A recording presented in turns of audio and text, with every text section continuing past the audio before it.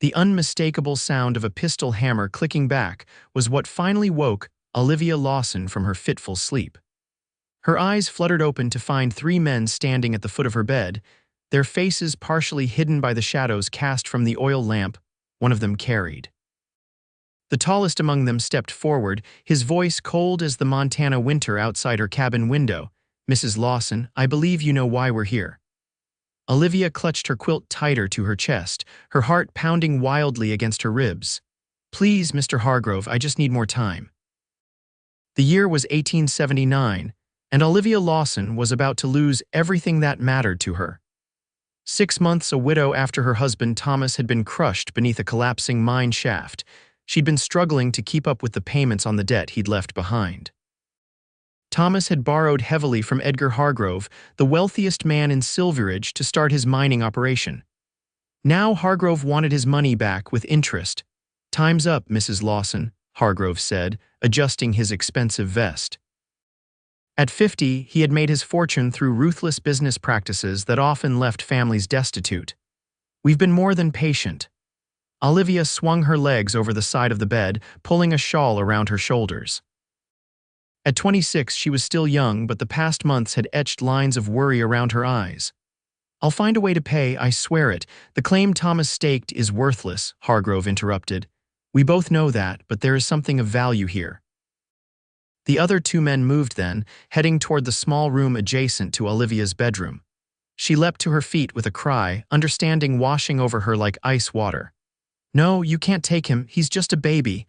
But Hargrove's men were already in the nursery.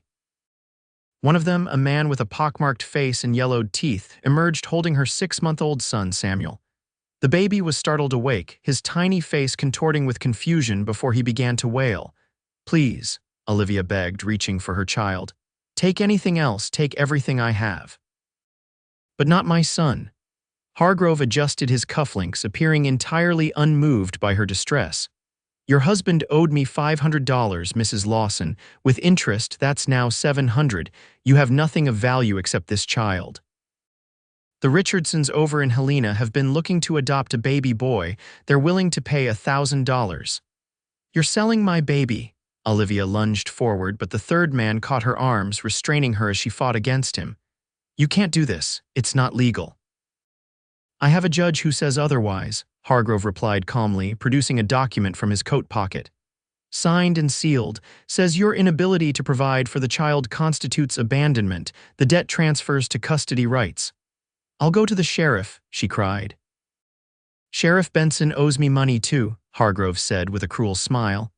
"Now we'll be taking the boy. You try to follow us and things will get much worse for you." Olivia felt her knees weaken as her son was carried away, his cries piercing her heart like knives.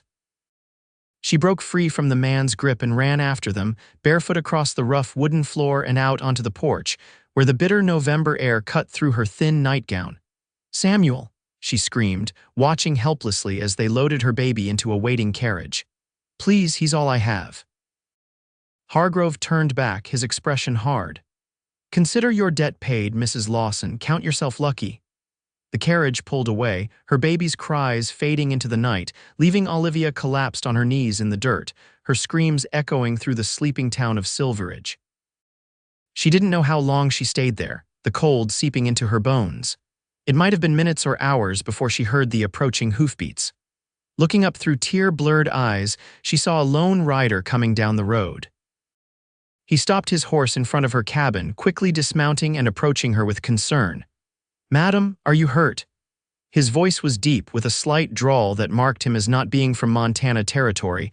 Olivia looked up at him, taking in his appearance. Tall and broad-shouldered, with dark hair that curled slightly at the collar of his worn leather coat. His face was weathered from years under the sun, but his blue eyes were kind beneath the shadow of his hat. He looked to be in his early 30s, with the lean, muscled build of a man who worked hard for his living. "They took him," she whispered, her voice raw from screaming. "They took my baby." The stranger crouched down beside her, gently placing his coat around her shoulders. "Let's get you inside, madam. You'll catch your death out here." He helped her to her feet, supporting her as she stumbled back inside the cabin. Once there, he guided her to a chair by the stove and quickly set about building up the fire that had died down to embers. "My name's Kyle Wyatt," he said as he worked. "I was passing through on my way north when I heard screaming." "Olivia Lawson," she replied automatically, staring blankly at the floor. "They took my son for a debt, my husband's debt." Kyle's hands stilled for a moment before he continued feeding kindling into the stove. "Who took him?" "Edgar Hargrove. He owns half the businesses in town. Thomas, my husband, borrowed money from him for a mining claim, but Thomas died 6 months ago and I couldn't keep up with the payments." Kyle stood up, dusting his hands on his jeans. "So this Hargrove took your child as payment. Where did they take him?" To Helena. "He said there's a family there willing to pay $1,000 for him." Fresh tears spilled down Olivia's cheeks. "He's only 6 months old. He needs me." "He won't understand." Kyle's jaw tightened, a muscle working in his cheek as he processed her words. "That's not right, not legal either, no matter what papers he waved at you." "What can I do? The sheriff works for him. Everyone in this town is afraid of him." Kyle moved to the window, looking out at the night. "Which way is Helena from here?" "North. About 60 miles. Olivia looked up at him, confusion momentarily replacing her grief. "Why?" He turned back to her, determination etched across his features. "Because I'm going to bring your son back to you, Mrs. Lawson." Olivia stared at him in disbelief. You can't, you don't understand how powerful Hargrove is." "I understand plenty about men who think money puts them above the law." Kyle checked the revolver at his hip, then looked back at her. "How long ago did they leave?" "Not more than an hour." Hope, dangerous and fragile, began to bloom in her chest. "But why would you help me? You don't even know me." Kyle's expression softened slightly. "My mother raised me alone after my pa was killed. I know what it means for a child to need his mama." He moved toward the door. "I'll need to know what your boy looks like and anything else that might help me find him." "He has dark hair like mine," Olivia said quickly, rising to her feet. "And a small birthmark shaped like a crescent moon behind his right ear. He was wrapped in a blue blanket with yellow stitching along the edge." Kyle nodded, committing the details to memory. "Stay here, lock the doors, I'll be back as soon as I can." "Wait." Olivia called as he reached for the door handle. She hurried into the bedroom and returned with a small silver locket. Opening it, she showed him the tiny portrait inside herself holding Samuel shortly after his birth. "So you'll recognize him." Kyle carefully took the locket, studying the image before closing it and slipping it into his shirt pocket. "I'll find him, Mrs. Lawson. You have my word." Before she could say anything else, he was gone, the sound of his horse's hooves fading as he galloped in the direction Hargrove's carriage had taken. Olivia stood in the doorway, watching until he disappeared into the darkness. She didn't know who Kyle Wyatt was or why he'd appeared on her doorstep tonight of all nights, but he was the only hope she had of ever seeing her son again. Kyle rode hard through the night, pushing his horse as fast as he dared on the uneven trail. The moon provided just enough light to keep to the main road, and he kept his eyes peeled for any sign of the carriage. Hargrove and his men had a head start, but a carriage couldn't move as quickly as a single rider, especially on these rough Montana roads. His mind kept returning to the woman he'd left behind. The raw anguish in her eyes had stirred something in him, memories of his own mother's struggles after his father was killed in a cattle dispute.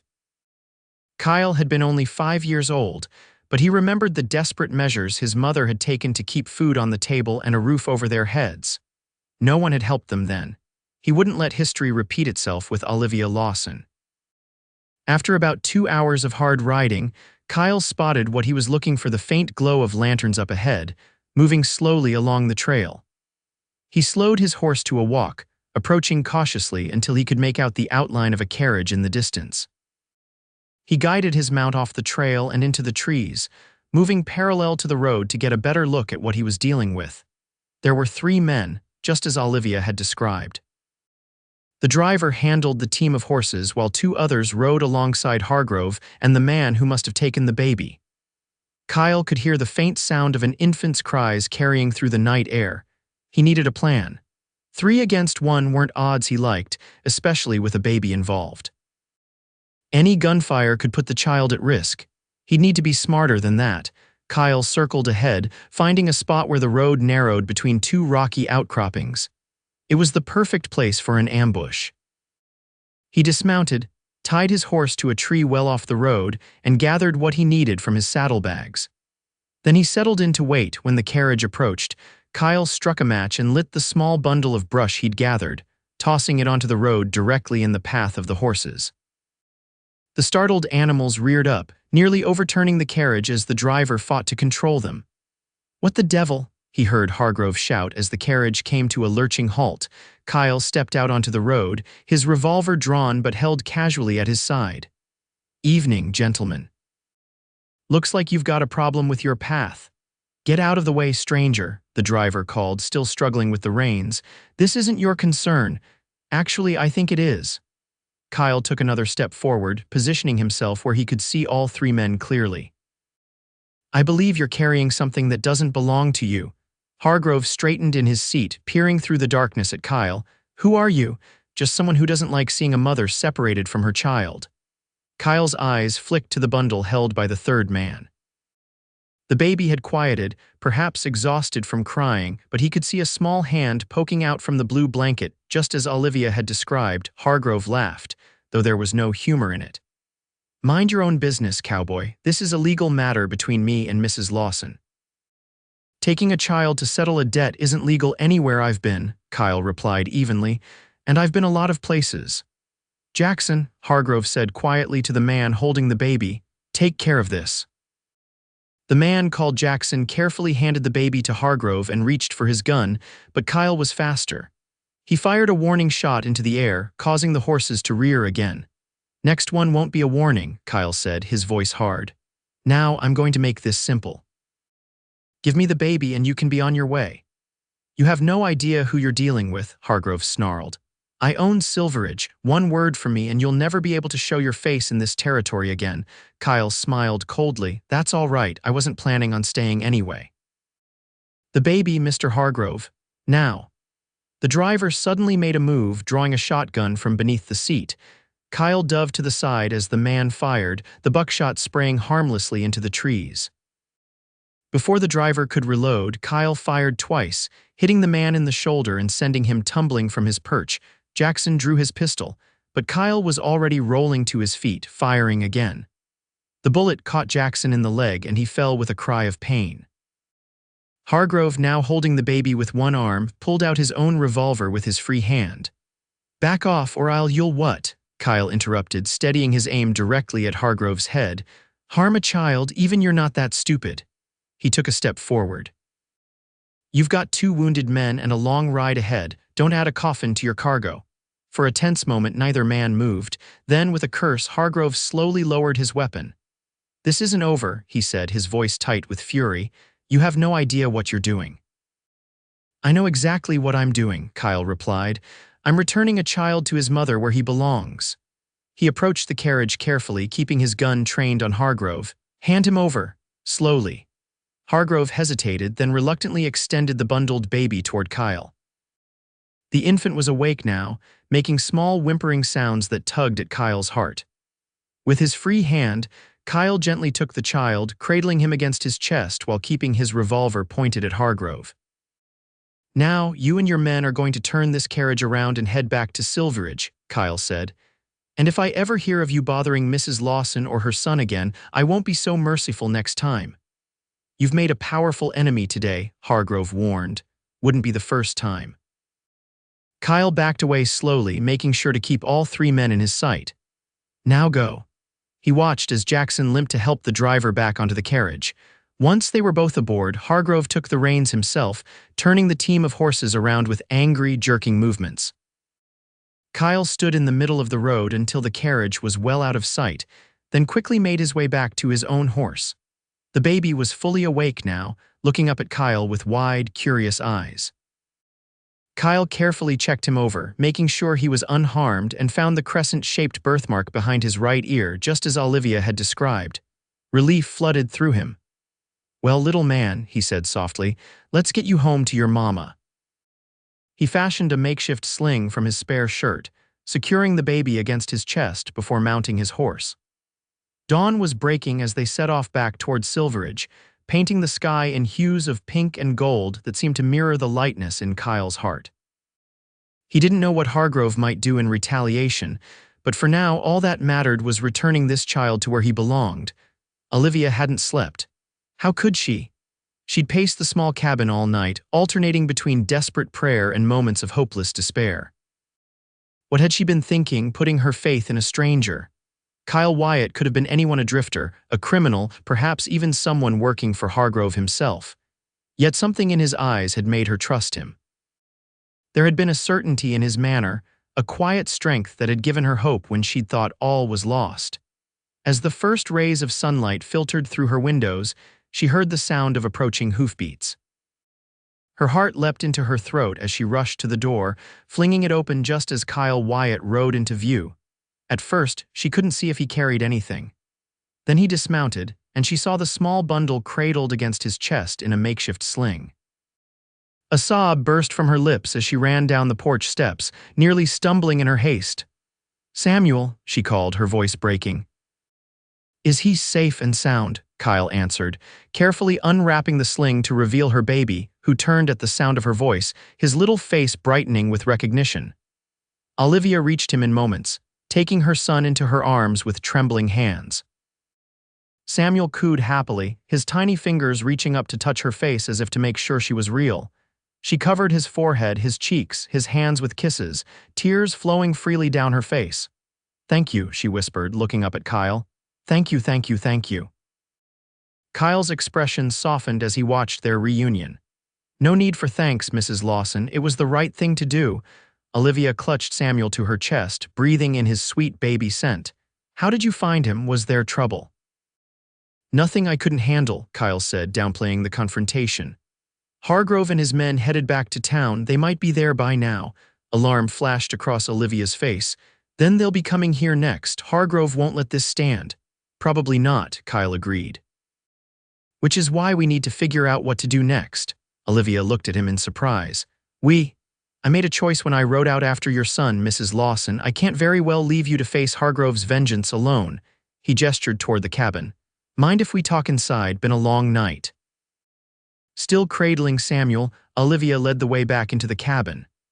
While Kyle tended to his horse, she changed Samuel's wrappings and fed him. By the time Kyle returned, she had put a pot of coffee on the stove and was sitting at the small table, Samuel sleeping contentedly in her arms. "Thank you for the coffee," Kyle said, accepting the cup she'd poured for him. He took a long sip, appreciation evident in his expression. "Been riding since dawn yesterday. This hits the spot." "Where were you headed before all this?" Olivia asked. "North, to Dakota Territory." "Got a job offer from an old friend who's starting a cattle ranch." Kyle set his cup down. "But that can wait." Olivia studied him, trying to understand this man who had risked his life for a woman and child he didn't know. "Why did you help us, Mr. Wyatt? Really?" Kyle was quiet for a moment, his gaze distant. "My pa was killed when I was 5, land dispute. Man who did it was wealthy, connected. No justice ever came of it." He looked at her directly then. "My mother worked herself to the bone to keep us fed. No one ever stepped up to help us when we needed it most. Guess I decided a long time ago I wouldn't be that person, the one who just rides on by."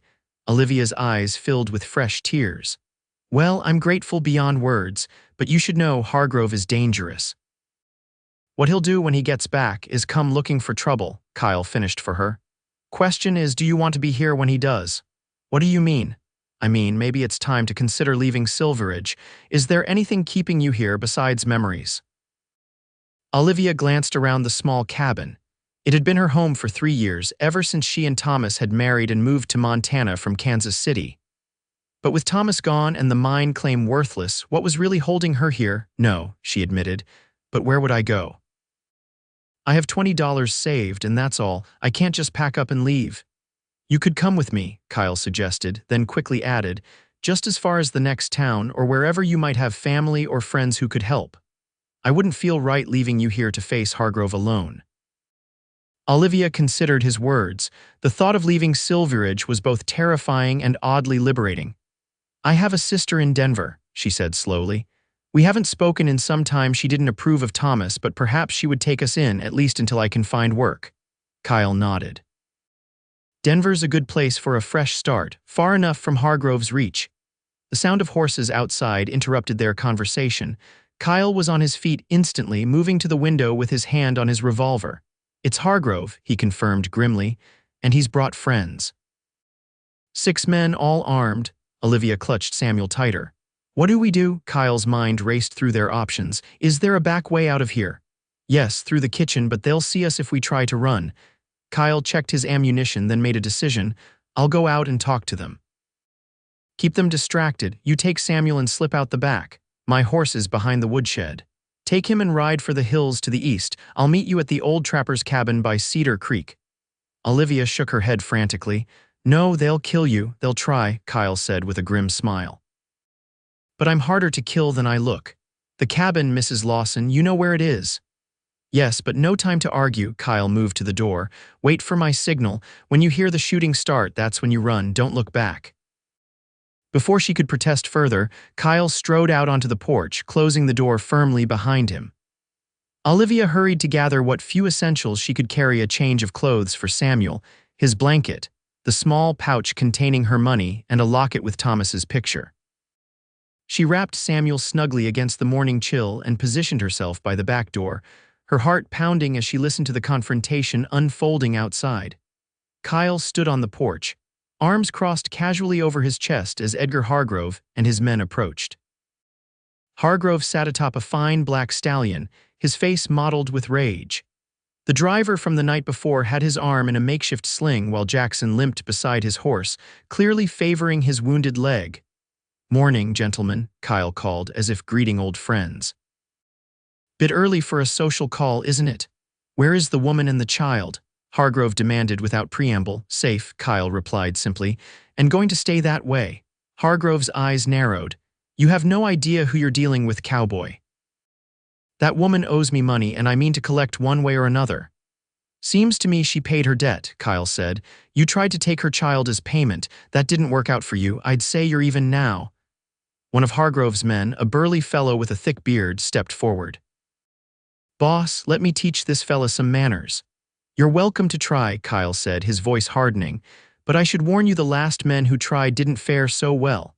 He nodded toward Jackson and the driver. Hargrove raised a hand to stop his eager employee. "I'm a reasonable man, Mr. Wyatt, Kyle Wyatt, Mr. Wyatt. I'm willing to forget this unfortunate incident if Mrs. Lawson comes to an arrangement with me. Perhaps she could work off her debt at one of my establishments." Kyle's jaw tightened. He knew exactly what kind of work Hargrove was suggesting. "That's not going to happen. Then I'm afraid we have a problem." Hargrove signaled to his men, who spread out, some drawing their weapons. "You're outnumbered, Mr. Wyatt. Be sensible. Step aside and perhaps we'll let you ride out of here alive." Kyle's hand hovered near his revolver. "Not going to happen either." Inside the cabin, Olivia listened with growing dread. Kyle was hopelessly outnumbered, yet he stood his ground. For her, for Samuel, she couldn't let him face this alone. Making a split-second decision, she placed Samuel in his basket and covered him with a blanket.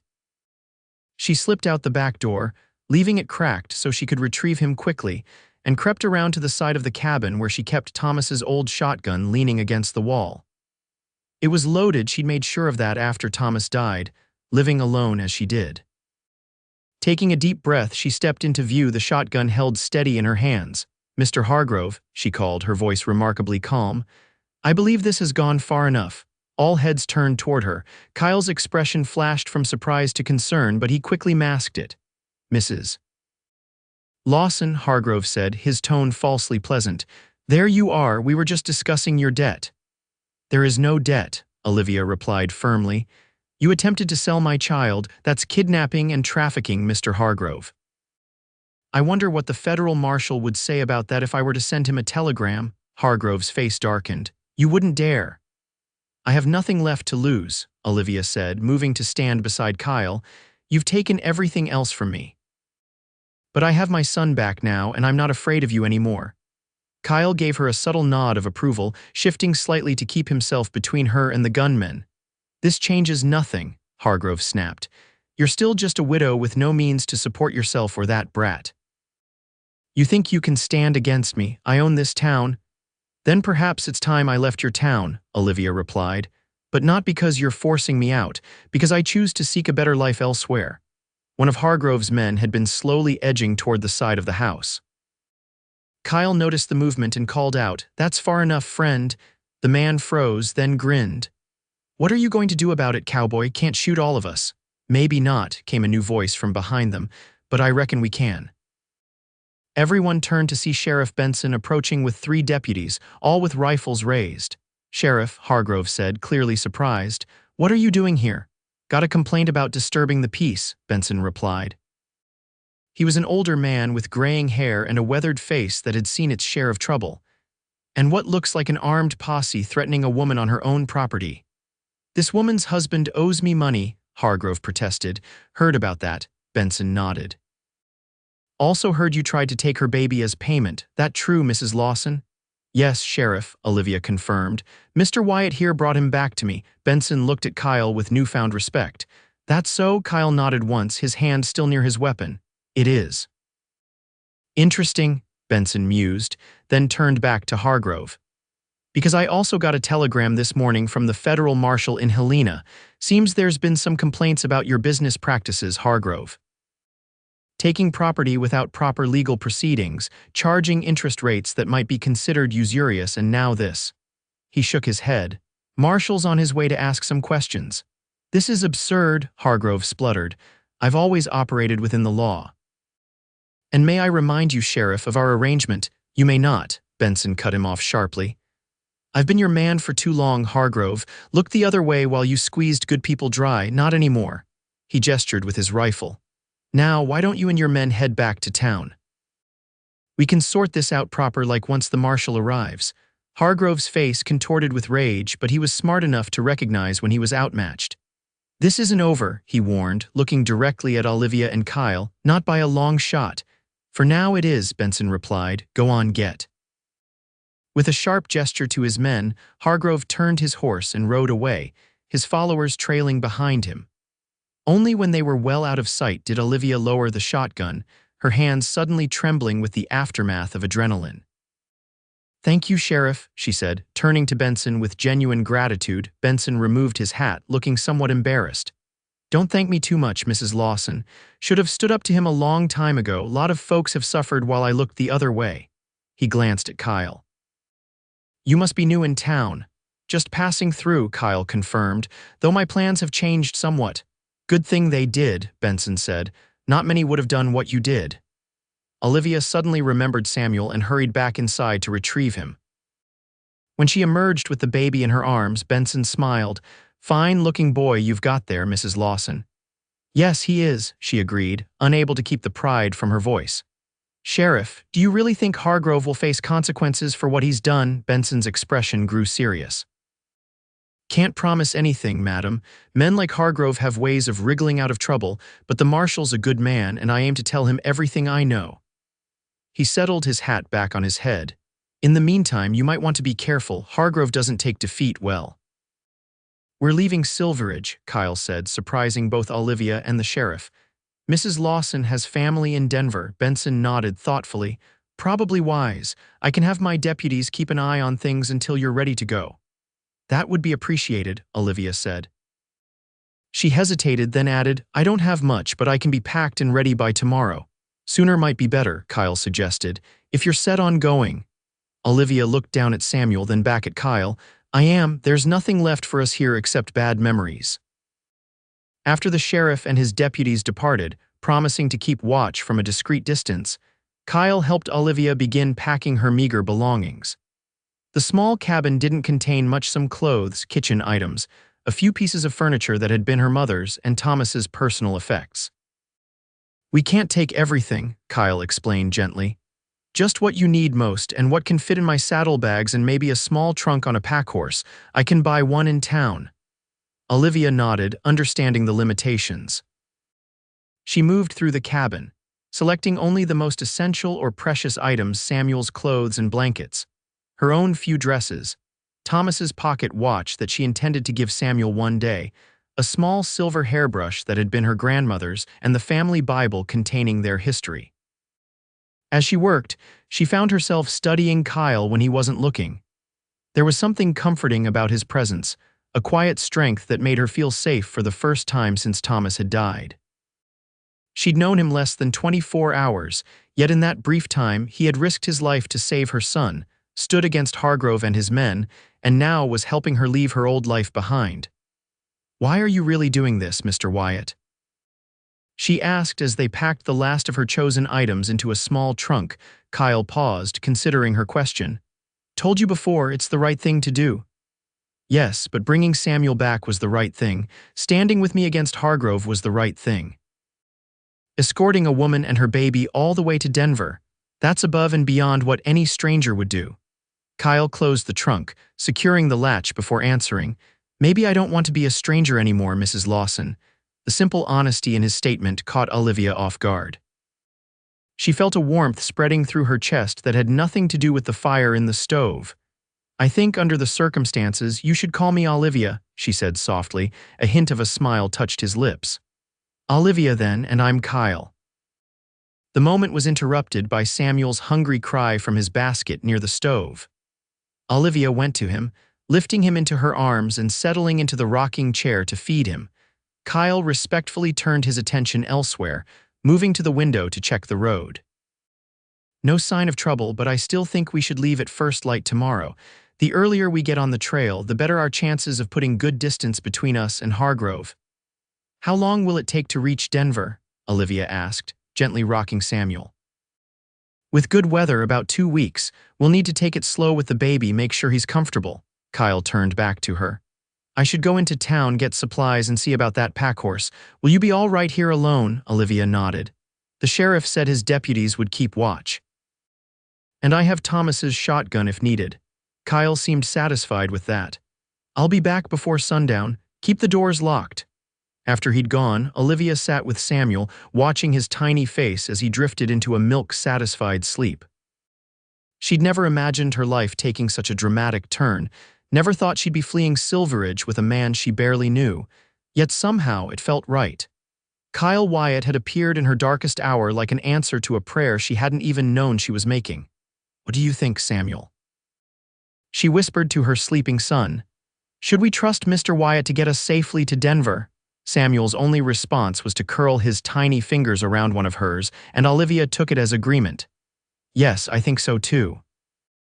True to his word, Kyle returned before sunset with a gentle-eyed packhorse, saddlebags full of supplies, and news from town. "Hargrove's men are drinking heavily at the saloon," he reported as he helped her secure the last of their preparations. "They're talking big about what they'll do when they find us, but the sheriff has deputies watching them. I don't think they'll make a move tonight." "And tomorrow?" Olivia asked, placing Samuel in his basket for the night. "Tomorrow will be long gone," Kyle assured her. "I've mapped out a route that avoids the main roads. It'll take a bit longer, but will be harder to track." They shared a simple supper of beans and cornbread, sitting across from each other at Olivia's small table. In the warm glow of the oil lamps, with the fire crackling in the stove, there was an unexpected domesticity to the scene that wasn't lost on either of them. "Tell me about your sister in Denver," Kyle said, breaking a comfortable silence. "Will she welcome you?" Olivia sighed, pushing the last of her beans around her plate. "Margaret and I were close once. She's 5 years older than me, always looking out for me after our parents died, but when I met Thomas." She trailed off, then continued, "She thought I was making a mistake. Said he had stars in his eyes but no sense in his head. She didn't come to our wedding. And you haven't spoken since." "I wrote to her when Samuel was born. She sent back a silver rattle but no letter." Olivia offered a sad smile. "Still, she's family. And Margaret has a good heart underneath her stubbornness. I believe she'll help us at least until I can find work." Kyle nodded thoughtfully. "What kind of work did you do before you married?" "I was a teacher," Olivia replied, a hint of pride in her voice. "Just a small school in Kansas City, but I loved it. I had to give it up when we moved here. Silveridge barely had enough children for a school, and they already had a teacher." "Denver will have schools," Kyle observed. "Good ones needing good teachers." "Perhaps." Olivia looked at him curiously. "And what about you? What will you do after you've delivered us safely to Denver?" Kyle was quiet for a moment. "Originally, I was headed to Dakota Territory. Friend of mine named Tom Sullivan is starting a cattle operation there, offered me a job as foreman. And now." Their eyes met across the table and something passed between them, an understanding, perhaps, or the beginning of something neither was ready to name. "Now," Kyle said carefully, "I'm thinking maybe Denver might need another hand somewhere, at least for a while." Olivia felt her cheeks warm under his steady gaze. "It's a big city. I'm sure there are opportunities for a man with your skills." Before Kyle could respond, a sound from outside caught his attention, the distant but unmistakable approach of horses. "Get Samuel," he said quietly, rising from his chair and moving to the window. "And douse the lamps." Olivia quickly gathered her sleeping son while Kyle extinguished the oil lamps, leaving only the faint glow from the stove to illuminate the cabin. He peered out through a crack in the curtains, his hand instinctively moving to his revolver. "3 riders," he reported, "coming fast." "Hargrove's men," Olivia whispered, clutching Samuel to her chest. "Can't tell yet, but we're not waiting to find out." Kyle moved swiftly to the back door, checking that the way was clear. "My horse and the pack horse are ready behind the woodshed. We're leaving now." "But are things just what we can carry?" Kyle insisted. "The trunk's already loaded on the pack horse." "Anything else isn't worth your life or Samuel's." Olivia didn't argue further. She grabbed her shawl and followed Kyle out the back door into the chilly night air. They moved silently to where the horses waited, already saddled and loaded with their essential belongings. Kyle helped her mount his horse, then handed Samuel up to her. The baby stirred but didn't wake as Olivia settled him securely in her arms. Kyle took the reins of both horses and led them quietly away from the cabin, staying within the cover of trees that bordered the property. They had barely made it 50 yards when shouts erupted behind them. Hargrove's men had reached the cabin and discovered it dark and empty. A moment later, the night was split by the sound of a shotgun blast. "They're searching the property," Kyle whispered. "We need to move faster." He swung up behind Olivia on his horse, taking the reins while keeping one arm around her waist to steady her and Samuel. With his free hand, he led the pack horse as they picked up speed, heading deeper into the trees toward the hills that rose beyond Silveridge. Behind them, more shouts and another gunshot rang out. Lantern light bobbed among the trees as the searchers began to fan out from the cabin. Kyle urged the horses into a faster trot, wincing at the noise of hooves on the pine-needled forest floor. "Where are we going?"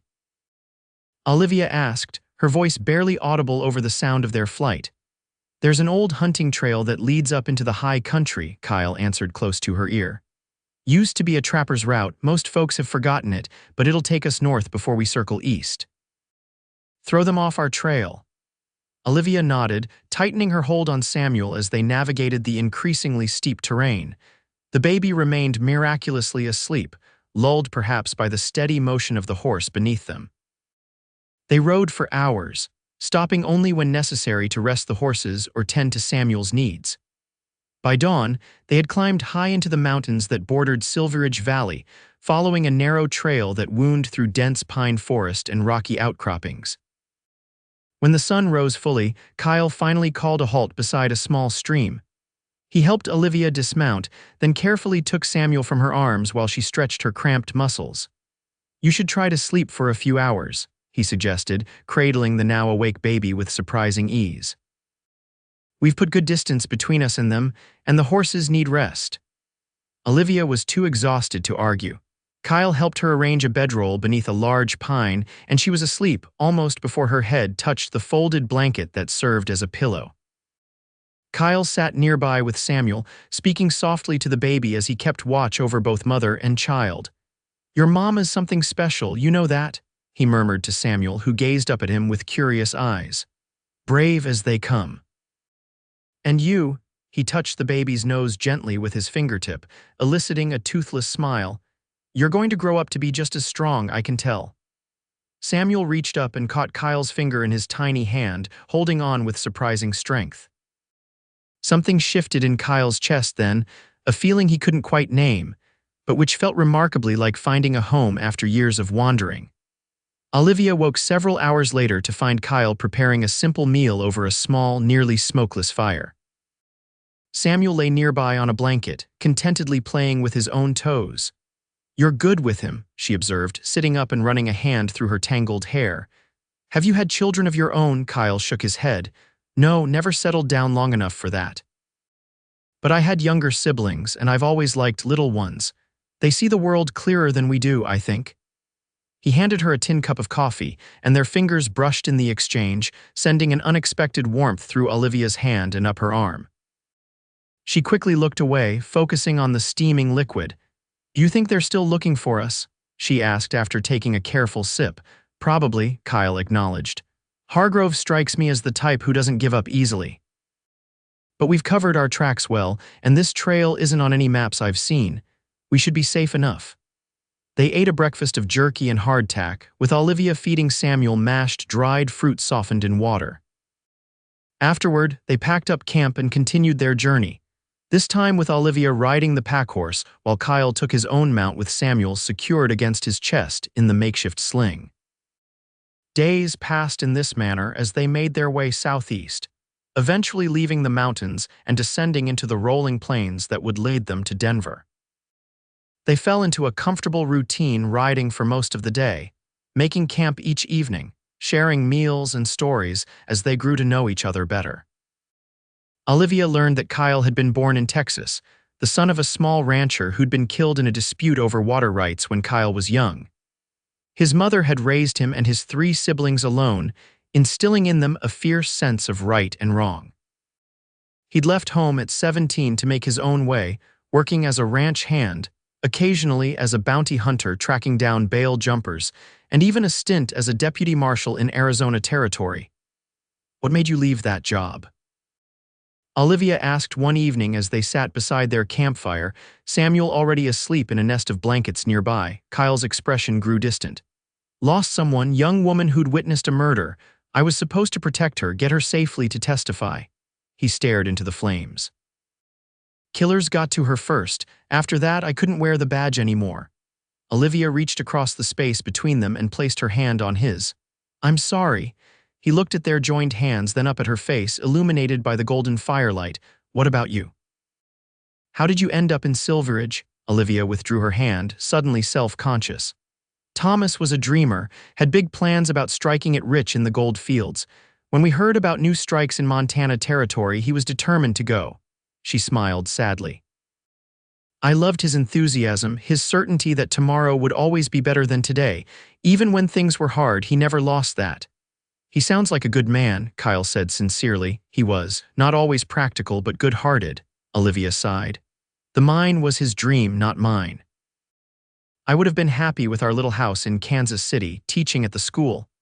But I followed him because that's what wives do, isn't it? Follow their husbands' dreams." Kyle considered her words. "Maybe, but seems to me both people should get to have dreams in a marriage." Olivia looked at him with surprise. "That's not a common view." "Never claimed to be common," Kyle replied with a slight smile. "Just think a partnership should be equal is all." The firelight danced across his features, highlighting the strong line of his jaw, the kindness in his eyes. Olivia felt something stir within her, a feeling she'd thought buried with Thomas. It both frightened and exhilarated her. "We should get some sleep," she said, breaking the moment. "Long ride tomorrow," Kyle nodded, banking the fire for the night.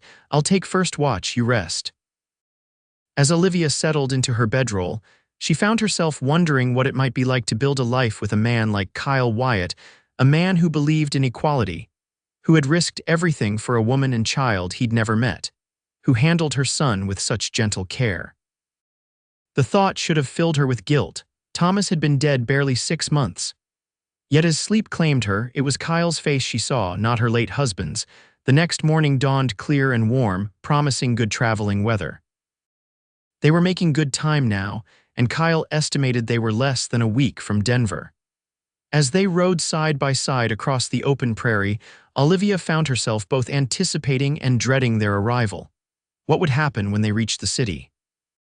Would Kyle simply deliver them safely to Margaret's door and continue on his way? The thought left an empty feeling in her chest. "Penny for your thoughts," Kyle said, breaking into her reverie. Olivia smiled, adjusting Samuel, who was riding in front of her today. "Just wondering about Denver. It's been many years since I've been to a big city." "It's growing fast," Kyle agreed.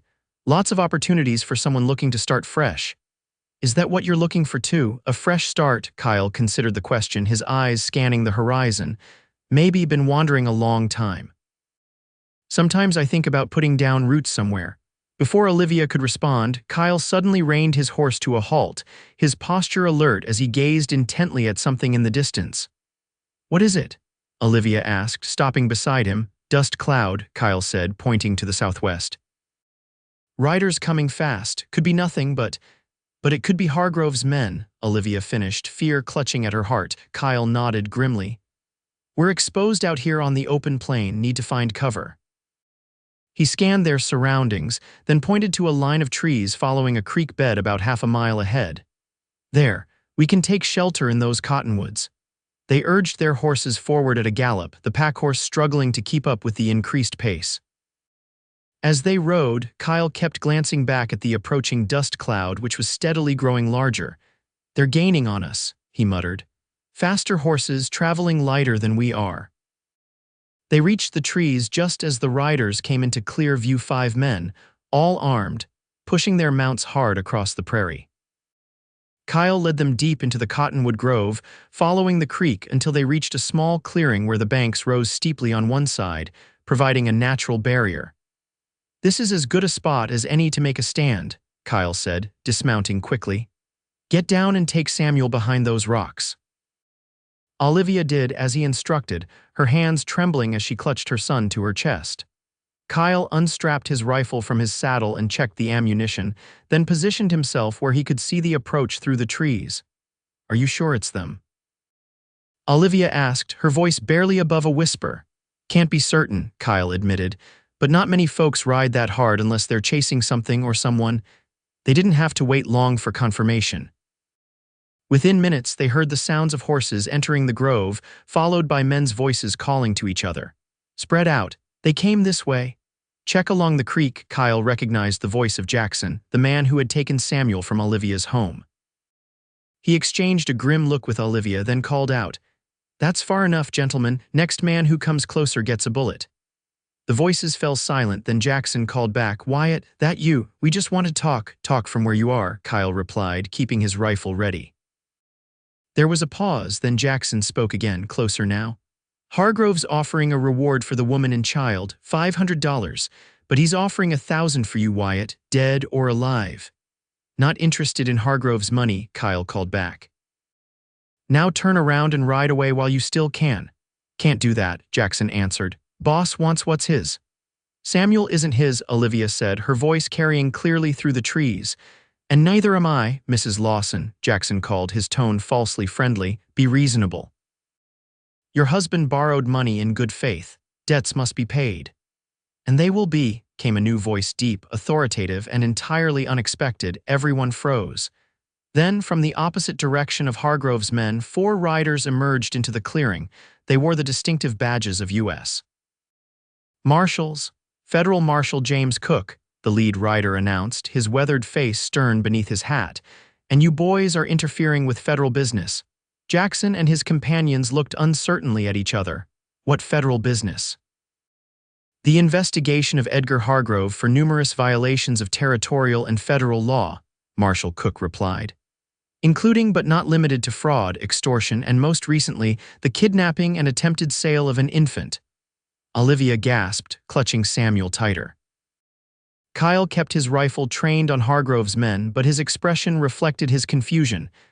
"How did you find us?" he asked the marshal.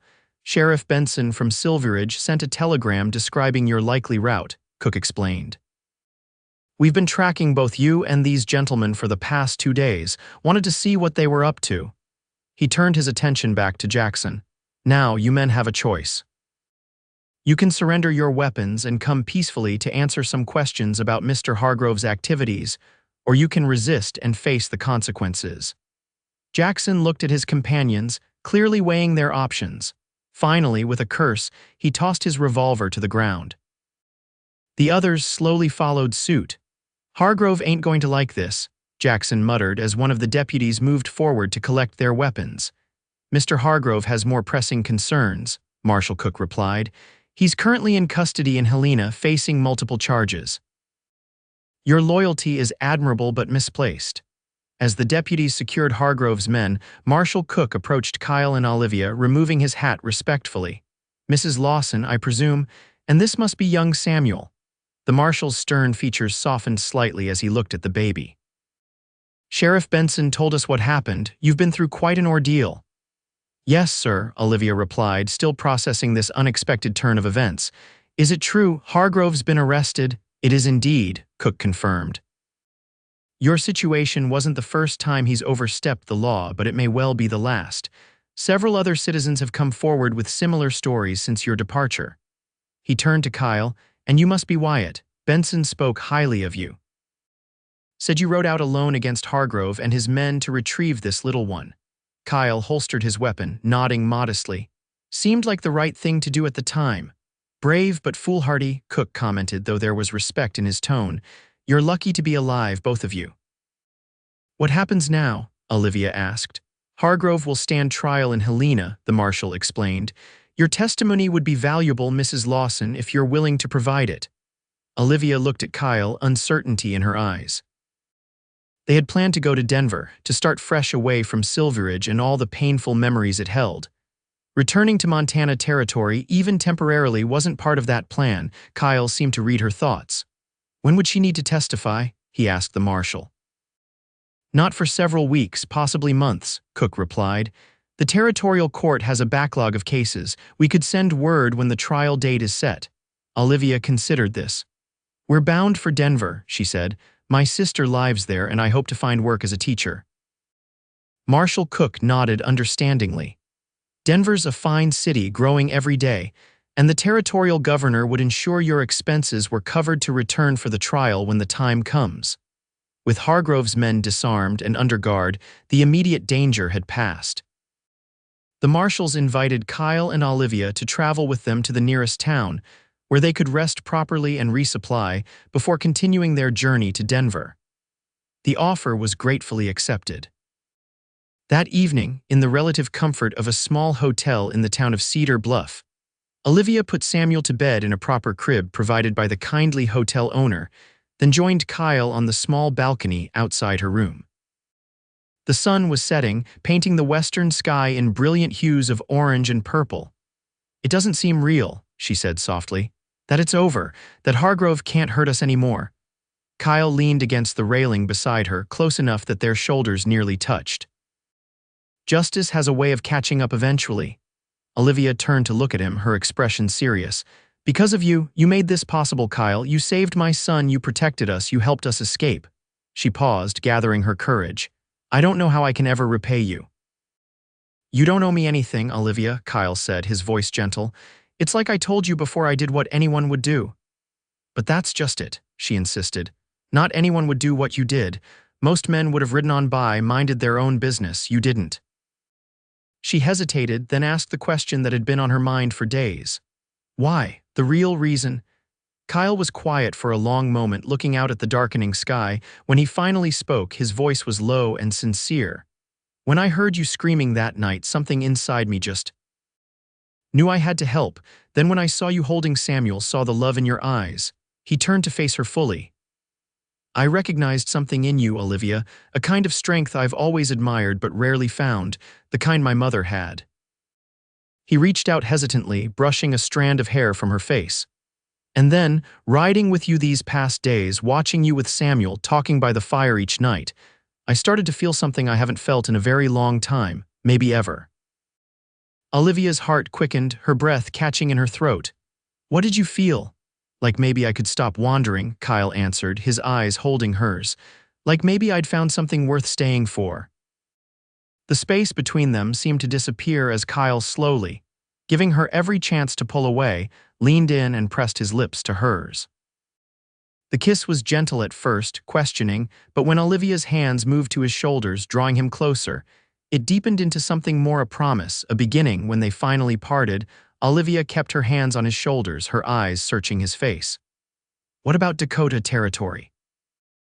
"Your friend's ranch. Tom will understand," Kyle said, a smile touching his lips.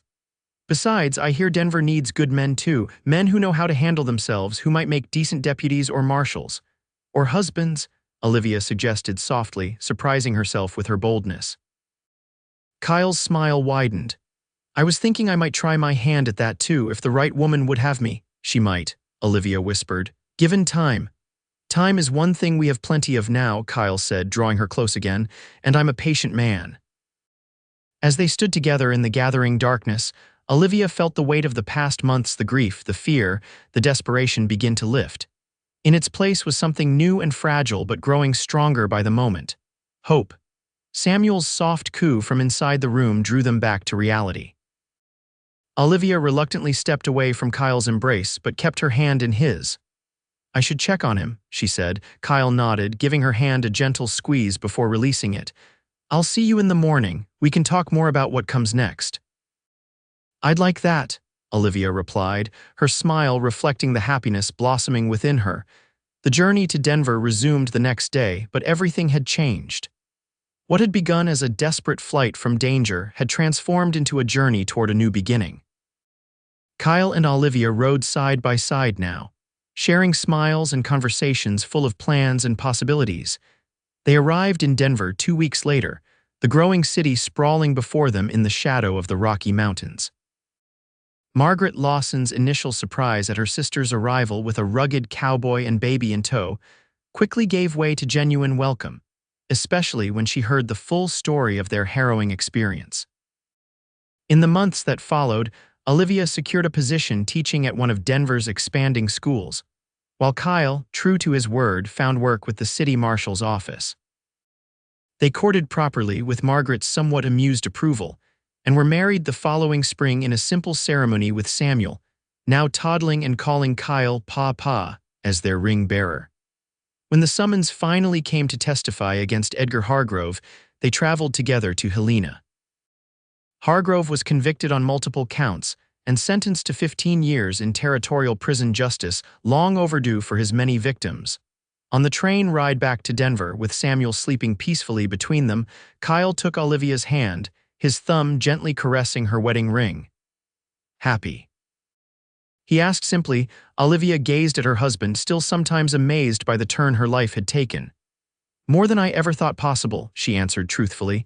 And you, I found my home, Kyle said, lifting her hand to his lips. What more could any man ask for? As the train carried them back to Denver, to the life they were building together, Olivia reflected on the strange twist of fate that had brought Kyle Wyatt to her door on that terrible night.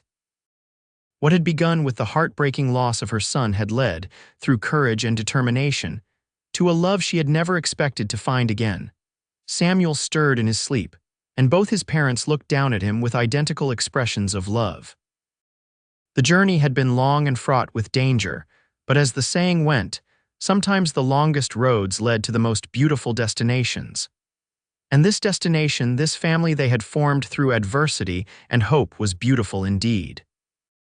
3 years later, Olivia stood on the porch of their home on the outskirts of Denver, watching as Kyle taught 4-year-old Samuel how to ride his very first pony. The little boy's delighted laughter carried across the yard as Kyle led the gentle animal in slow circles, one hand steadying Samuel in the saddle. Not too fast, Olivia called, unable to keep the hint of worry from her voice. Kyle shot her a reassuring smile. We're just getting acquainted, aren't we, partner? He said to Samuel, who nodded enthusiastically. Olivia rested her hands on her swollen belly, feeling the baby inside give a strong kick.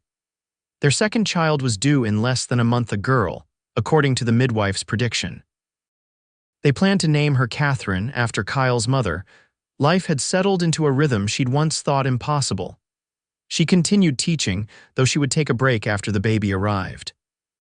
Kyle had been promoted to deputy marshal for the Colorado Territory, a position that allowed him to support his growing family while still doing the work he believed in, protecting those who couldn't protect themselves.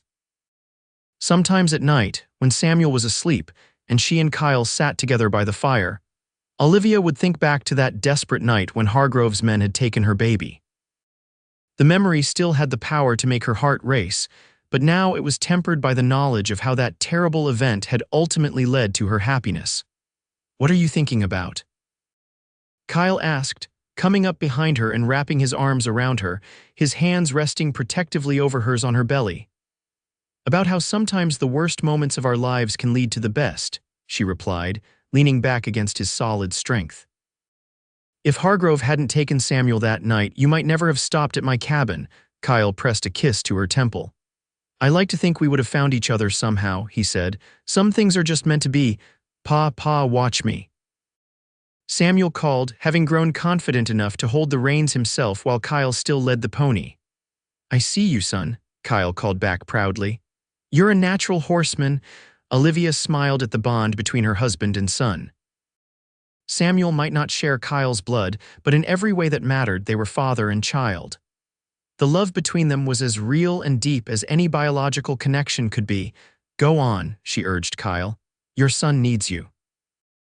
Kyle gave her one more kiss before returning to Samuel, lifting the boy high in the air as he helped him dismount, their laughter blending together in the clear Colorado sunshine.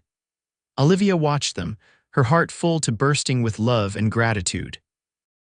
From the darkest night of her life had come this: a family reborn, a love discovered, and a future brighter than she had ever dared to dream. Some debts, she reflected, could never truly be repaid. What Kyle had done for her and Samuel went beyond any measure of value.